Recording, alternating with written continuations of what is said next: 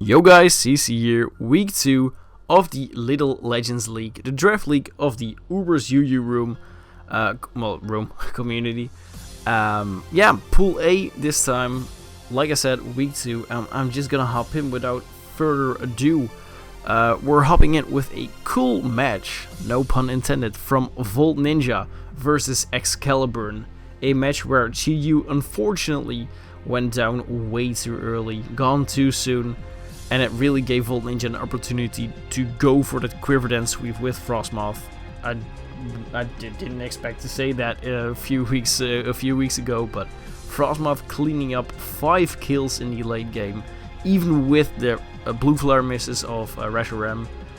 It was a very unfortunate game on Excalibur's behalf, but you know, sometimes it be like that, especially the freeze on the slacking you're gonna see in like 2 seconds. That was devastating, because you could have possibly had a comeback killing this Frostmoth, but I don't think at that position Excalibur would have still won that match, but it still happened. It's a 5-0 and we're gonna move on. Next match was the match versus Nebula and Delta Warrior, and let's just say Nebula knows how to handle her Scissor and kill Wattrel. Like, these mons really got a chance to shine in rain, even with the sunny day on Solgaleo with very cool bring.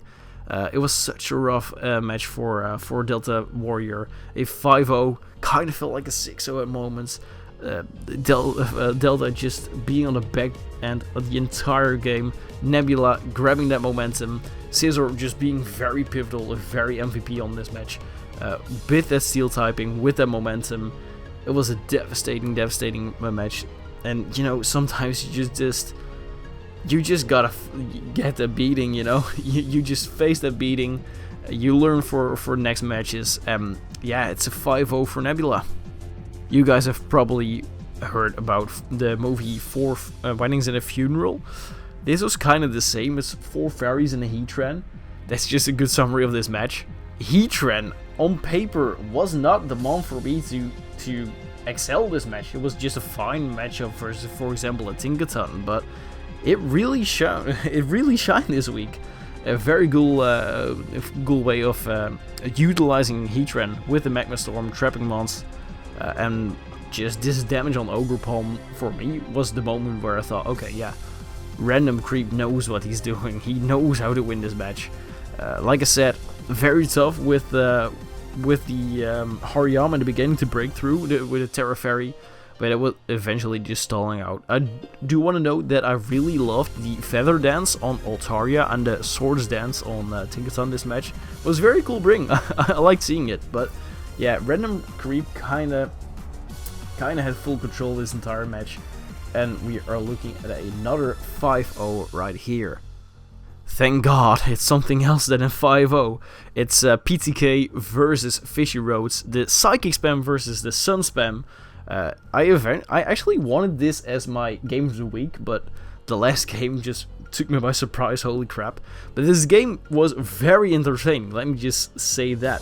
Deoxys going for the nasty plot. You know, usually this frail kind of mom doesn't get a chance to go for the nasty plot, but seeing this, you know, full throttle Deoxys, holy crap, it was such an amazing bring.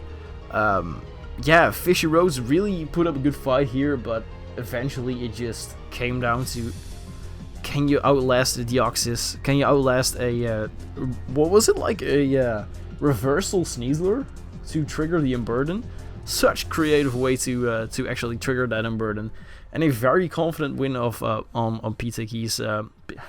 Damn, I always mess up the name. the name PTK side, a 3-0 victory over Fishy Roads. And now we are heading into the game of the week. In another game where Leo is featured. I didn't kind of want to do the same guys as last week, the same people as last week, but this game was too good to pass up on. I'm just gonna dive in right away. So we are looking at Alice's side, which, Excalibur, Ninetales Alola, Pecharunt, Keldeo, Ogrepon Teal, Galvantula, Gallade, Oricorio, Senzu, Sylveon, Delphox, and Alolan Sandslash can be brought. And Leo's side has to offer a Magearna, Palkia, Lando T, Grafaiai, Mandibuzz, Ursaluna Bloodmoon, Breloom, Swatloon, Magneton, Evire, and once again, Ju Gong Gong Gong. Yeah, on paper, this has so much potential. It's the first time that Alice can bring the draft that they wanted, or the redone draft thingy. And yeah, Hail looks very good. I know, I'm old school. I don't say yes, no, I say Hail. But yeah, I really like the side of Hail in this match. Being able to utilize Sandslash in the best possible fashion, you know, outspeeding pretty much everything. I see Leo potentially going for webs to counteract that, but, you know, Alice has webs on their behalf as well. But, yeah, Alolan Sandslash, especially with, like, Terra Ground, has a very good matchup this match. Baskelber itself has a very tough matchup. You know, you can break down walls like Magearna with that. Double Ice Core, double Ice Threat. Keldeo potentially. Some months has a really good matchup against, some months it doesn't. But I feel like a subset could actually put in work here, or a spec set to actually just break open some months. But see, look at Delphox. What about Delphox? It hits all of them on super effectively. Well, yeah, it actually does. With Fairy and Grass coverage alongside its stabs, it actually hits 10 out of 11 mons for super effective damage, which is actually crazy to think about, so thank you, Wonchen.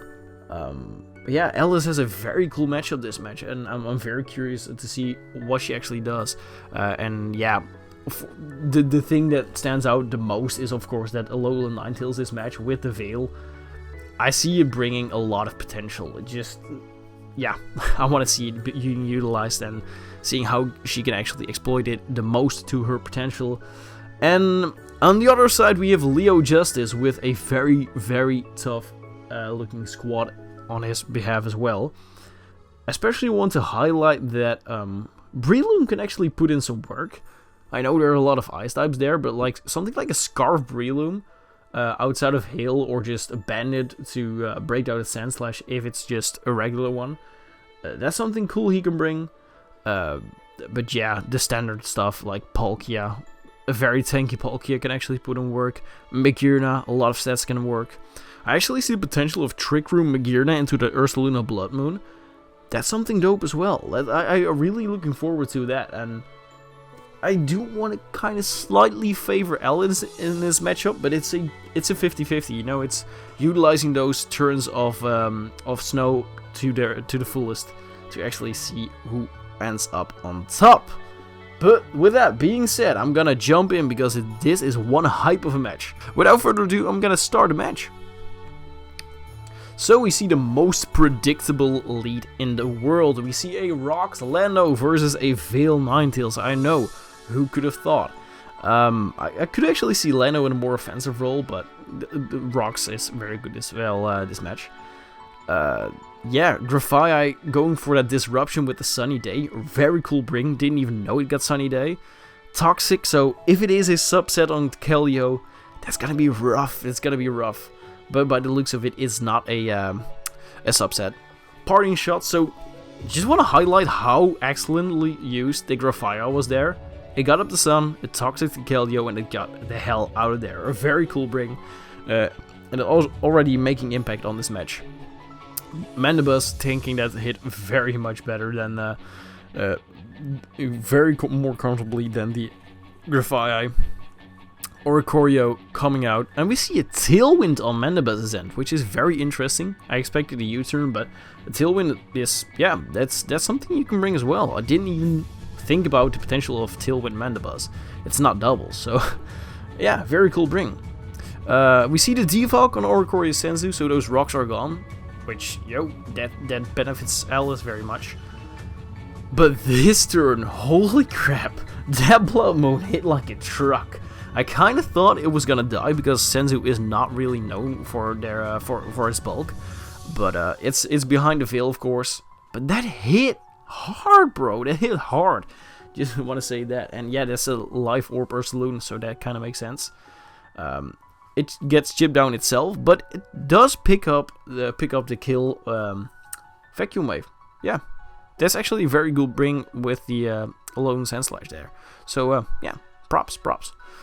But that's a very weakened Ursaluna, and at this point it's probably not worth keeping around. It gets hit by the Blizzard and unfortunately goes down. But now Grafaiai can go for that Sunny Day once again. Disrupt the match once again. It's a very cool bring here. It goes for the parting shot, so once again it hops out, gets momentum for Leo, and that's kind of just what it needs to do. Ninetales going for the Field Encore once again, and at this point we can see what Magearna wants to do here. I didn't really expect a spike set, so I wasn't surprised of just the damage that I saw it do. I think it's more offensively orientated, and yeah, seeing that shift gear, it definitely is a offensive set. There's not a lot of mons that can actually tank a hit from Magearna at this point, so Magearna could actually just go and sweep here if it wants to. Or yeah, I don't know. Maybe Ellis has a trick up their sleeve, but Magearna kind of looking very threatening on this side, and Leo just dominating the match at this point. But yeah, a few turns later, we see a Thunder Wave on the switch out. I really love that he preserved the Magearna, because at this point you can get greedy, but you realize you're not gonna be able to kill that Galvantula on one hit. So yeah, not getting Magearna paralyzed, keeping it for a late game is actually a very cool bring. Lando going for rocks again. Webs going up, and Webs going up is actually pretty interesting because it could mean a lot. But there we see something very interesting. Eject Pack on Palkia, which yeah, that's a thing with Draco Meteor, but yeah, now gets triggered by the Sticky Web. Very interesting, and it actually is a way to get momentum on Leo's side, so that's actually a very interesting way to actually utilize it. But Lando not being in the best position, or is it? Holy crap, guys! This thing was scarfed all along. That's insane, and I know the potential of Scarf Lando in this match was very good, so it was a possibility. But once you see rocks, you automatically go like, that's not gonna be a Scarf Lando. But it was a Scarf Lando, and it hit its Stone Edge, and it critted Stone Edge. Holy crap! This match was, at this point, kind of leaning towards Alice more. But I don't know, Leo still could have it, and it's crazy. It's a turn-by-turn thing. It can go either way at this point, but Ninetales going down, limiting those turns from Alolan Sandslash. That's insane, my dudes. That's insane. But that Scarf Lando, holy crap, how he bluffed that. It's amazing. But now Sandslash is out, and Sandslash wants blood. And this Mandibuzz actually tanks one hit, which is very important because it's one more turn of snow being stalled out. Of course, it's gonna die now, Mandibuzz. You did your thing, you died. That's how it goes. But now we see Grafaiai. Grafaiai, what is it going to do? Is going to Parting Shot? No, it's not going to Parting Shot. It's going to get rid of that hail. Yeah, that seems logical. But now, it encores. Holy crap, we didn't see the fourth move on this Grafaiai yet. We saw 3 status moves. I didn't expect a fourth one. I usually never do this. I would probably slept on knockoff, but this encore is so big. It's so big because at this point, Sandslash could have just picked up 1 or 2 kills even, forcing out a potential offensive Palkia or something. Yeah, now it just sits there and it dies to Lando, which is not how I expected it to go. But that encore really took me by surprise. Grafaiai really paying, proving its worth and weight. Yeah, what happened there? That was an Ice Shard picking off a Lando, casually, just 100%. Holy crap! Yeah, I know it's Bax and it has a lot of attack and it could be Bandit, but damn, that just drops. I respect that Leo let its Lando go down. You could have preserved it for Gel, but I feel like that's a fine way to let it down. But Bax potentially, if it's not Bandit, it can EQ the Magirna, and there can be a lot of trouble on Leo's hands, but it does seem to be a bandit or something in that fashion. Bags. Then I just forgot his name. Now, don't know why he didn't go for the second flash cannon, potentially just fearing a Thunder Wave, but now Grafai gets Thunder Waves. Grafai, man, you did so well. Now you just have a chance to go down. One more Encore, locking that Thunder. Potentially just, at this point, I don't know who's gonna win. Palkia doesn't have an item, so it's not a Scarf Palkia.